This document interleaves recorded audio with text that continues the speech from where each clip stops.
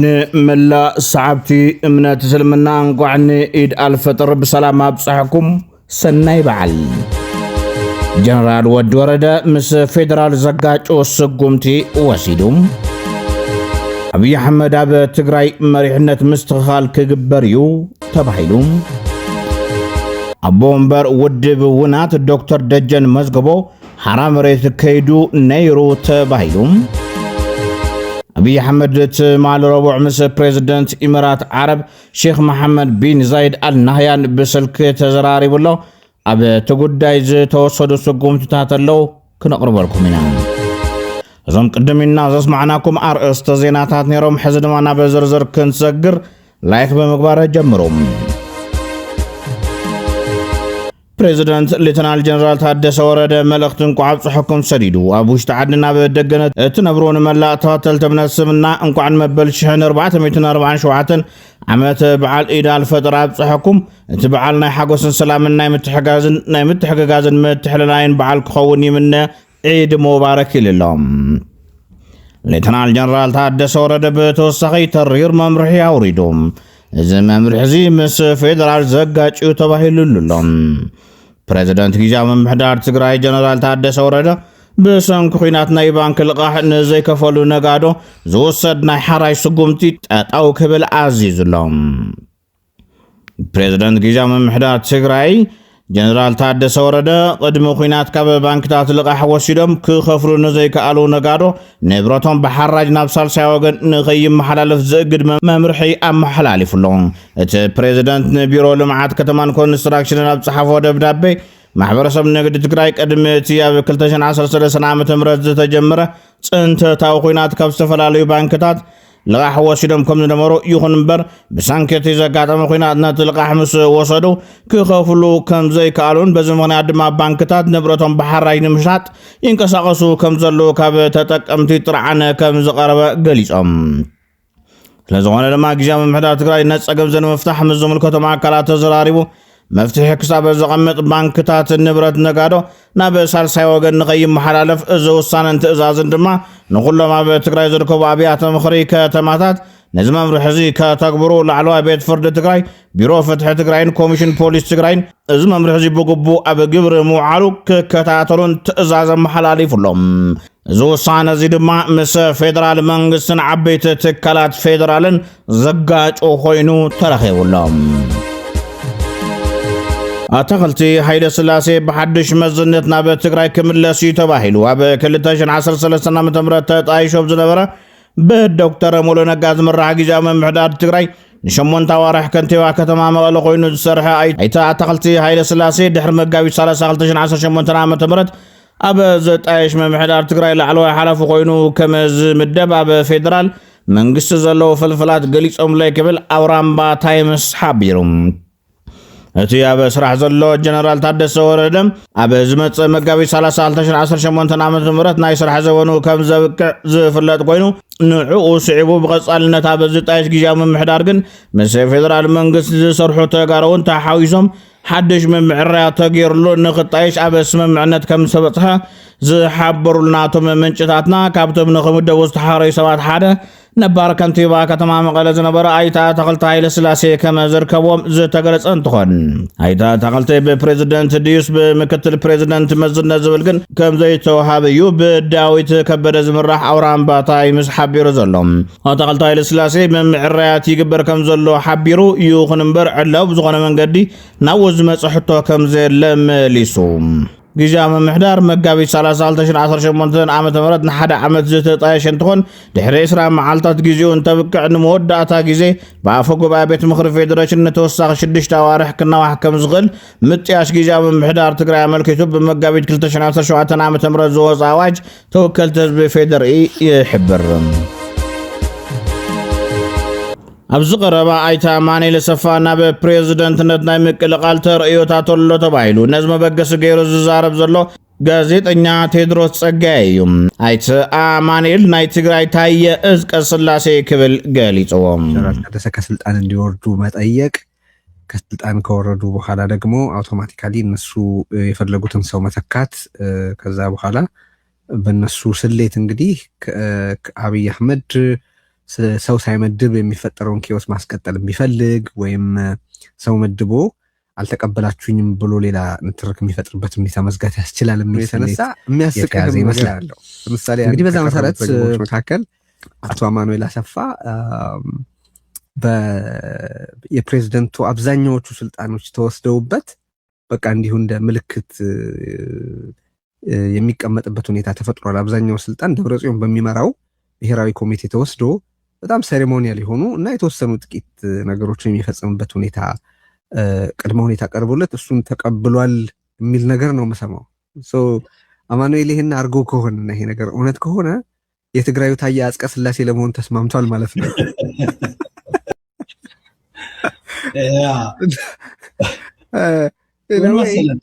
የሚያሳቀኝ መሰለህ ደብረጽዮን ፕሬዝደንት አልሆን ሲል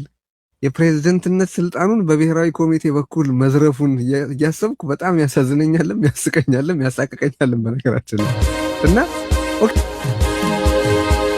ኣብ 2013 ዓመተ ምህረት ዝነበረ ዋዕይ ህዝቢ እዩ ንደብረጽዮን ደፊእዎ ዝብል ሓሳብ ኣባል ዓረና ሂቡሎም። እንዲያውም ህዝቢ ትግራይ እንደብረጽዮን ኣስሓይስና ሓዋእትዎ ኢሉ ብል ባይዘ ናቲ እምነት ጀነራል ናውዛ ኣኸባቢ ምምፃእ የድልየኩም ባህል እዩ ህወሓት ብሓይሊ ይወገድ ግን ክድንግፅ እኒአዎ ድማ እንደገና ዓቕም ከይረክብ ክፈርሕ እኒአዎ ትዝክር ተኮይንኩም 2010 መጀመርያ ካብ ዝተደፊኦም መቐለ ምስ መፁ ይንቅጥቅጡ እዮም ነይሮም 3 ጊዜ 4 ጊዜ ደብረጽዮን ረኽብና ኢና ጎይታይን ቤቴ ኢሉ ተቐቢልና 3 ጊዜ ኣቢሩኡ ማለት እዩ ዓረና ናሃለና ኣብ ምበል ረብዓይ ግን ተዓፅያ ንኣትወ ይኽኣልና ንምንታይ ናሊኣትና ኣብ ስቴድዮም ወፂኦምስ ኣየኳና ኢና ምስ ተባሃለ ዓዊዱ በቃ ካሊእ ስምዒት ፈጢሩ እንዲያውም ህዝቢ ትግራይ እንደብረጽዮን ኣስሓይስና ሓዋእትዎ ኢሉ ብል ባይዘ ናቲ እምነት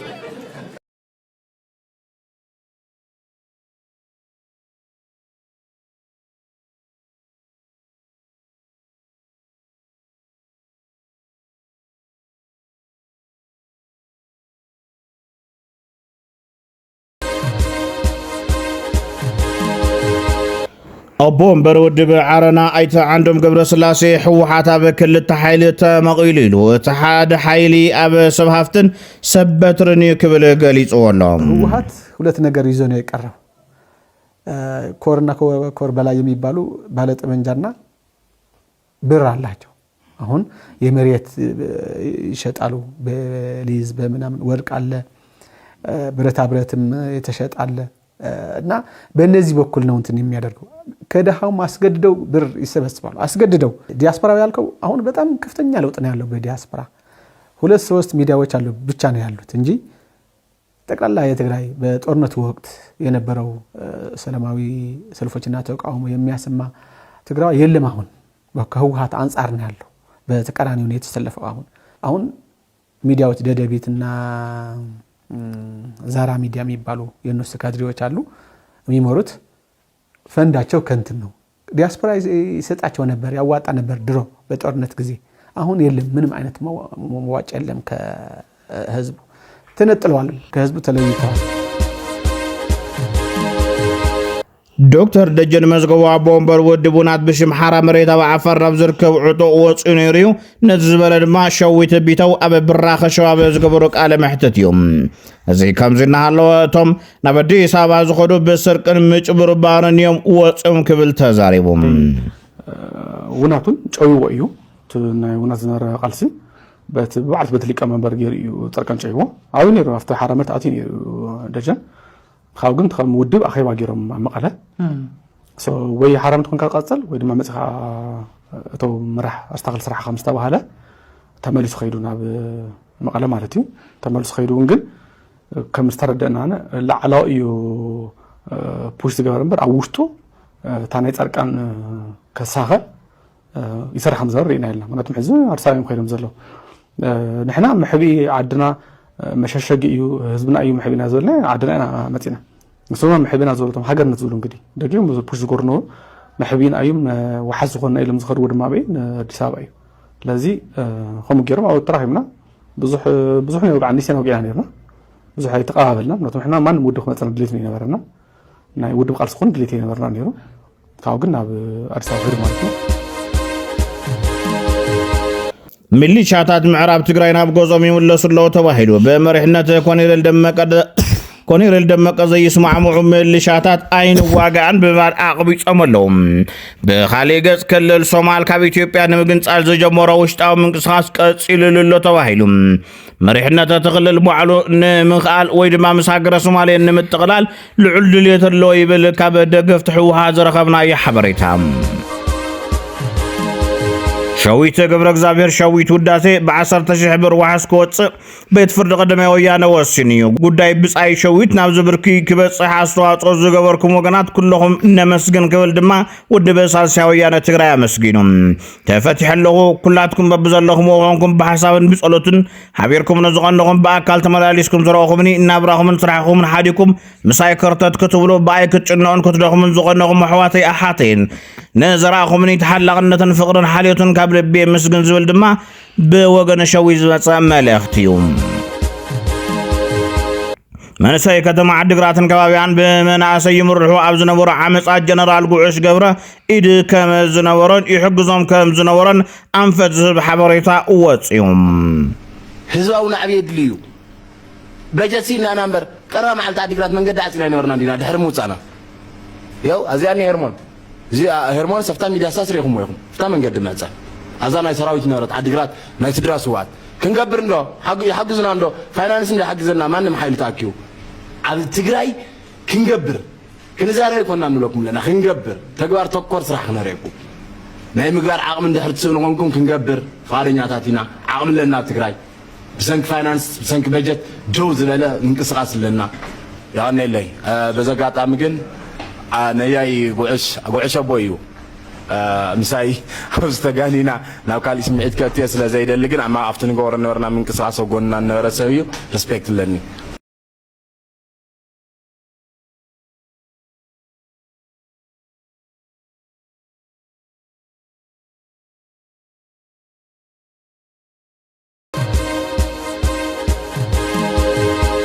زي كم زنا له جنرال قوعش قبر أبز غربا بأديس أبا بستقبروا على هزي زقبر كوينات نتقرأ الدفاع زقبريو كابزي حاليف منهم عينة استراتيجي كورب حيبولون قبل تزاربهم طرلت زي عينات لان معانا تقل زخبر أيكون الدفاع زقبري عودو زقبري نتقرأ بوفصم نابزو خمزي زبالهم ربحنا ونا يرقا قصر قبنا نياتاتنا وشتنا مسلم كالي دليس دلهم نايدكة أساسيرا نوعلتهم كنتات تتركينو مشلخو خولم وعل أسيرم يوم نتهزبي نتعدنا حرقة تتوبزلو تخونا نوعلم هنا يتأمون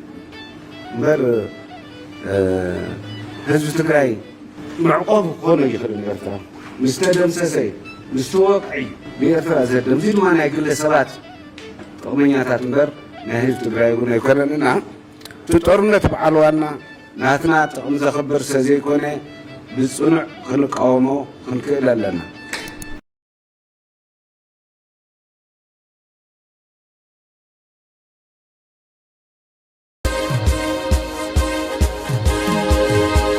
سلام تقرأي كملس كارتا تقرأي ካብ ኢትዮጵያዊነት ዘፈንገጠ ስለ ዝኾነ ኢሉ በአክሱማዊ ሚዲያ በአዲስ አበባ በተዳለው መድረክ ሓደ መንእሰይ ዘስሙዕ መድረክ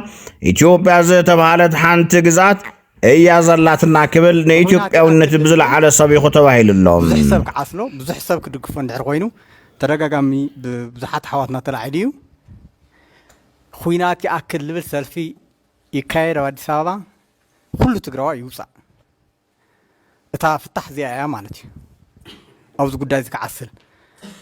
ቅድሚኡ ግን ንኣክሱማዊት ሚድያ እውን ሕቶ እኒአኒ ታይቱ ሕተይ ሕዚ እውን ተፈተወ ተፀልአ ትግራዋይ ጠፍእ ደሎ ትግራዋይ ኣብ ግጭት ኣትዩ ደሎ ኣብ መንቀራቕር ኣትዩ ደሎ እታ ቅድሜና ንሪኦ ዘለና ካርታ እዩ ኣክሱማዊ ሚድያ ኢትዮጵያውነት ኣይኣምንን ትፀገም ድማ ካብኡ ይልፍልፍል ስለዚ ክፍታሕ ይኽእል ፈረስት መጀመርያ ናብ ኢትዮጵያውነትና ንምፃእ ኣብ ናይ ሕወሓት ኣጀንዳ ኢና ኒና እዚ ካርታ እዚ ናይ ሕወሓት እዩ ተጋሩ ዝ መንቀራቐር ዚና ኣትና ኒና ስለዚ ትፍታሕ ናብ ኢትዮጵያውነትና ንመለስ ካብ ናይ ሕወሓት ኣጀንዳና ንውፃእ ግዛኣት ትግራይ ይመለስ ዝበሃል ሓንቲ ግዛኣት ያለላና ኢትዮጵያ ትበሃል ግዛኣት ካሊእ ምምሕዳራዊ እዩ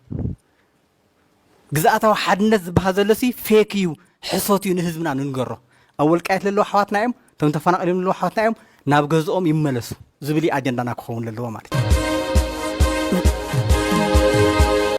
ኦነግ ዛሬ ባወጣው መግለጫ በዘንድሮ ምርጫ መሳተፈው በአማራ ክልልና በኦሮሚያ በአዲስ አበባ በድሬዳዋና በሐረር ነው ብሎ መግለጫ አውጥቷል። አማራ ክልል ተሳተፋለሁ አለ ኦነግ። ከኔ ማጅን የመጨረሻ የድፍረታቸው ልክ ዳውድ ኢብሳ አማራ ክልል መጥቼ ወዳደራለሁ እያለ ነው። እነ ዳውድ ኢብሳ እንቅስቃሴ ለዲሞክራሲ ነው። አማራውን ከወለጋ እያጸዳ አንድ ቀን በሞቱ ለምን ይሞታል ብሎ ያልጠየቀ ሰውዬ አማራው ጋር መጥቼ ተወዳድሬ መሪ ልሆን ነው። ኣብ ኢትዮጵያ ዝካየድ መረፃ ጎዳ እምበር ጠቃሚ አይኮነን ተባሂሉ ምርጫ የሚባለው ነገር በምንም አይነት በአእምሯችን መምጣት የሌለበትና በፍጹም ምንም ዋጋ የሌለው ነገር ነው። ፍጹም ዋጋ የሌለው በቃ ዜሮ ጥቅም ብዬ ነው የምገምተው ማለት ነው። እንደውም ጎጂ ነው። አሁን ምርጫ በኢትዮጵያ ጎጂ ነው። በዚህ ደረጃ እንደው የልቤን መናገር ከፈለኩ አብይ በየትኛውም መንገድ አድርጎ ስልጣን ላይ ለመቆየት ኮንትራቱን ለማደስ እንደው 10 ወንበርም ያላቸው ሰዎች ተወዳደሩለት አዲስ አበባ ምንም ያቺ የሚፈልጋት ነገር ናት። ስለምን ዋናው ለዚህ ሁሉ ጦርነትና ትርምስም የበቃ ነውና አጠቃላይ የኢትዮጵያ የለውጥ ሂደት ሁሉ የከሸፈው አብይ የተጻፈውን ህግ እንኳን ሳያከብር በስልጣን መቆየቱ ነው። ስለዚህ ሁሉ ነገር أبي أحمد تمالي مس بريزيدنت إمارات عرب شيخ محمد بن زايد آل نهيان بسلك تزراريبهم إيران أبل علي إمارات عرب كالوت هاجرات تزوان التكايد قدوع متقعتي كم زغننون من قستو معهن زينات هاجر حبيرو بتمساسا العلت من قدات وصا إثيوبيا هادرا أبرا مسامباسادرات إيران إيراكن أبي إثيوبيا بمرخاب أبي كنوتات ماغلاي مبرا كم تزراربو تفليت لهم ግጭት ኢራን ኣብ ዝዓረገሉ ዘሎ እዋን ቀዳማይ ሚኒስትር ጃፓን ምስ ፕሬዚደንት ትራምፕ ክትዝቲ ምዃና ተገሊጹ።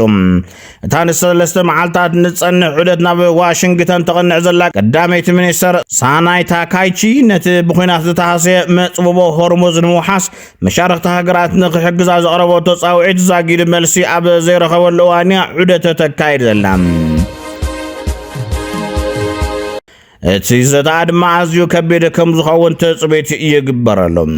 ክብራት ተኸታተልትና ነሰዓት ዝሓዝናዮም ዜናታት ንዞም ዝተኸታተልኩሞም ይመስሉ ነይሮም። ንምክትታልኩም ኣመስጊድና ሰላም ንህዝቢ ትግራይ፣ ሰላም ንኹሉ ወዲ ሰብ።